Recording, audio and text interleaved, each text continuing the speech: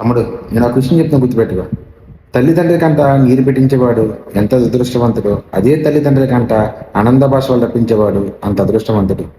తల్లిదండ్రులు ఉన్నంతకాలం మనం ఉంటాం, కానీ మనం ఉన్నంతకాలం తల్లిదండ్రులు ఉంటారు కదా. ఒకటి మాత్రం బాగా గుర్తుపెట్టుకో. నువ్వు తల్లిదండ్రులు గౌరవించకుండా తల్లిదండ్రులు అనాథాశ్రమంలో వృద్ధాశ్రమాల్లో వేసేసి అసలు పట్టించుకోకుండా వాళ్ళని గౌరవించకుండా ఉండి నువ్వు దేవుడికి ఎన్ని పూజలు చేసినా దేవుడు నీ మాట ఏది పట్టించుకోడు. ఎందుకంటే మనం జన్మించిన తల్లిదండ్రులే మన దేవుళ్ళు. ఈ ప్రపంచంలో ఎవరైనా సరే మన అభివృద్ధి చెందాలి, మంచి ఉన్నత స్థితిలో ఉండాలని కోరుకునే మొదటి వ్యక్తుల్లో మన తల్లిదండ్రులు. అటువంటి తల్లిదండ్రులు గౌరవించండి, మీ జీవితం ఉన్నత స్థితిలోకి వెళ్తుంది. కాబట్టి నేను చెప్పి యొక్క వీడియోస్ మీకు నచ్చితే మన Karmanchi foundation YouTube channel subscribe చేయండి, లైక్ చేయండి, బెల్ సింబల్ టిక్ చేయండి. ఇప్పటికప్పుడు మన నోటిఫికేషన్ ద్వారా మన వీడియోస్ మీకు రావడం జరుగుతుంది. అదేవిధంగా యోహాను కార్మంచి ఇన్స్టాగ్రామ్ అకౌంట్ కూడా ఫాలో చేయండి. ఇట్లా మీ యోహాను కార్మంచి ఫౌండేషన్. Thank you.